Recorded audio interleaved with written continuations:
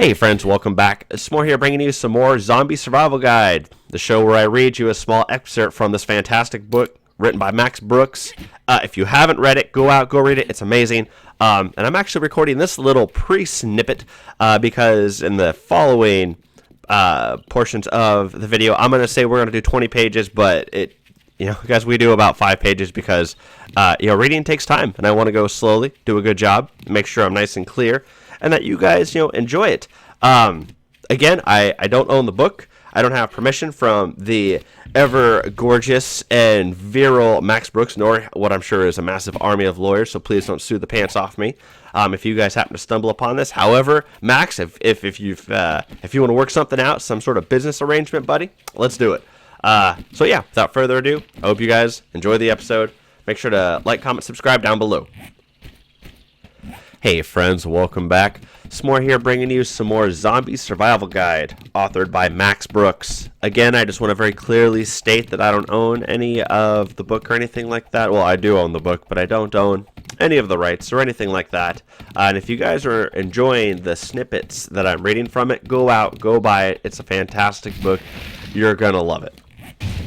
Today we're going to be covering weapons and combat techniques, pages 28 to 38 here. Weapons and combat techniques. At least 15 or 20 of them, men, women, children. We opened up at 70, maybe 80 meters. I could see chunks of flesh blasting off their bodies. Our rounds kept hitting their mark. They kept coming. They just kept coming. I sighted one and let go a full burst from my BXP. I know I snapped his spine because the man dropped like a leaf. Legs still twitching, he kept crawling after me. At 20 meters, we opened up with the Vector. Nothing. I watched bits of organ and bone blow out their backs. I watched limbs literally sawed off at the joints. The SS-77 is the best MG ever made. 840 meters per second, 800 rounds per minute, and it wasn't doing a goddamn thing.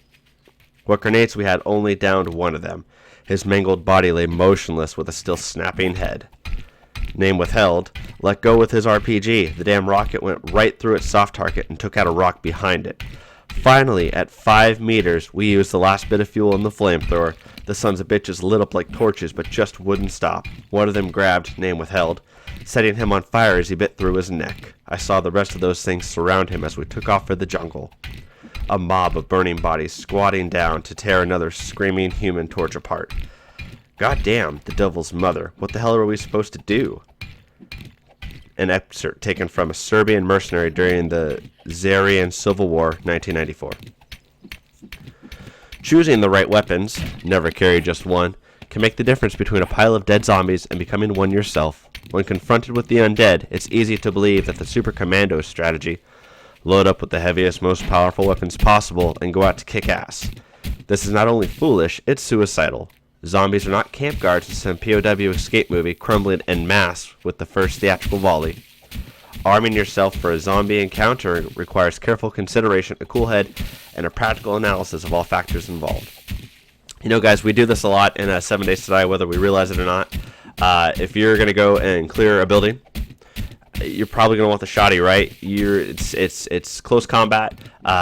You want more punch than the pistol, more punch than the SMG, and you want the higher mag capacity, the forgiving spread, and the faster shooting speed than the hunting rifle will give you.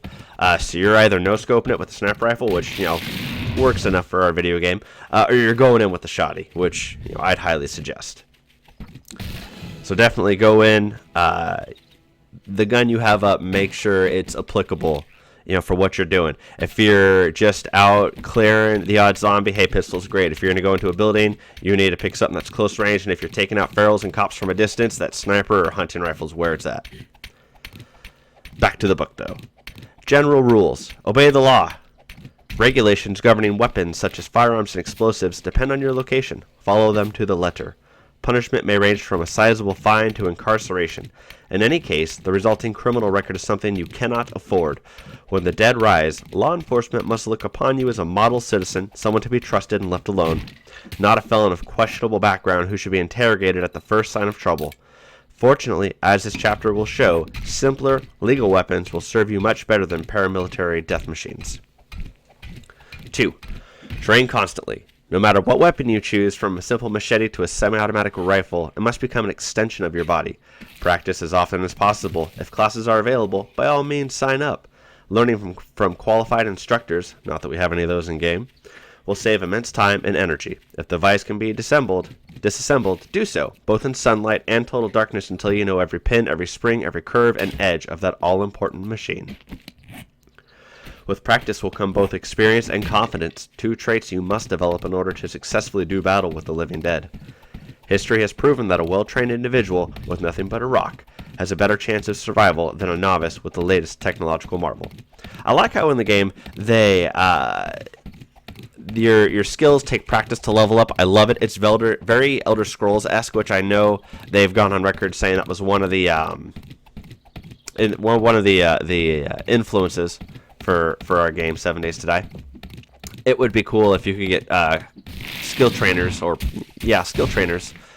when they do give us NPCs and colonization. Number 3, care for your tools. Weapons, no matter how simple they may be, must be cared for as if they were living things. Anyone with firearm experience knows that inspection and cleaning are a part of everyday use. This also applies to close combat weapons. Blades need polish and rust protection. Grips need checking and maintenance. Never abuse your tools or expose them to unnecessary damage. If possible, have them tested regularly by experienced professionals. These experts may detect early-stage defects imperceptible to the amateur user. Beware display items. Many companies offer a variety of replica weapons such as swords, bows, etc. that are meant merely for decoration.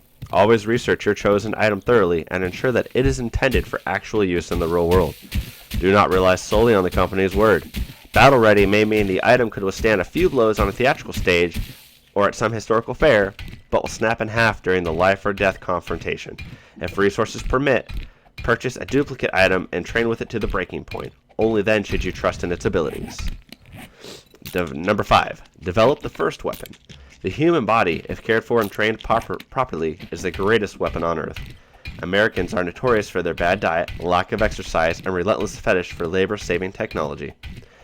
As recognizable as the term couch potato is, a more accurate term would be cattle. Fat, lazy, listless, and ready to be eaten. Weapon number 1, the biological tool that is our body, can and must be transformed from prey to predator.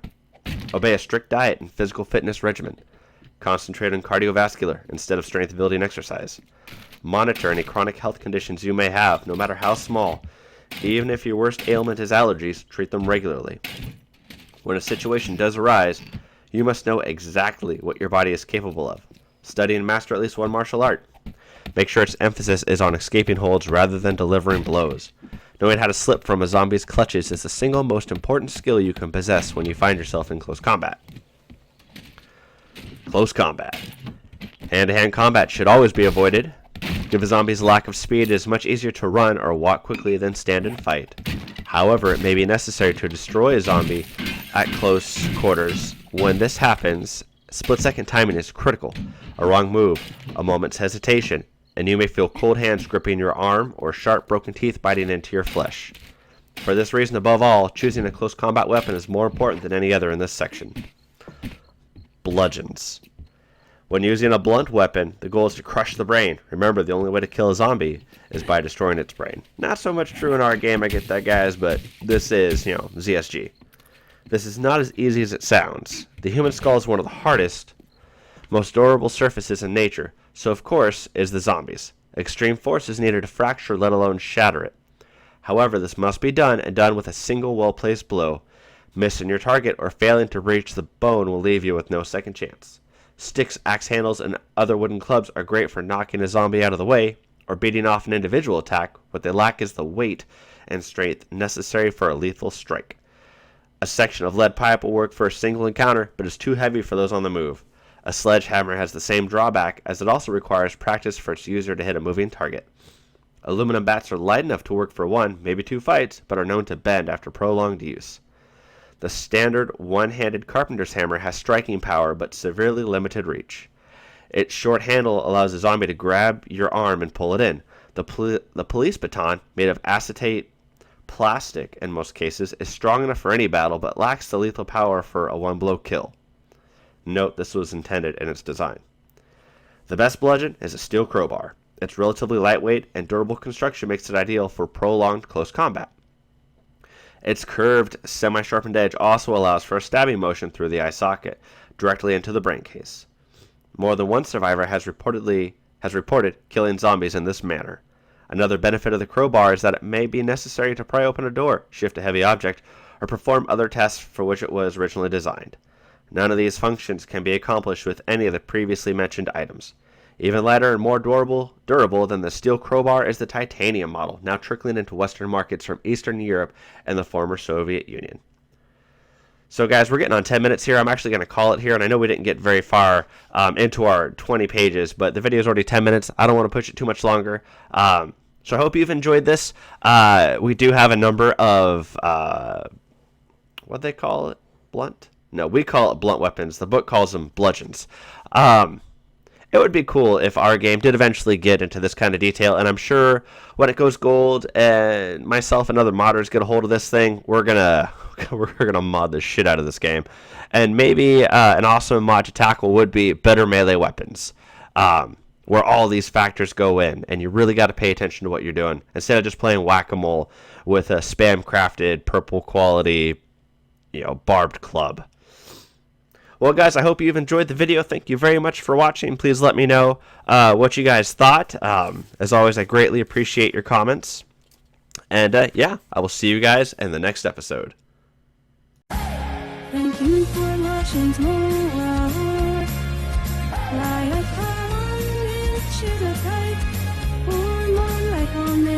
Share, subscribe for more.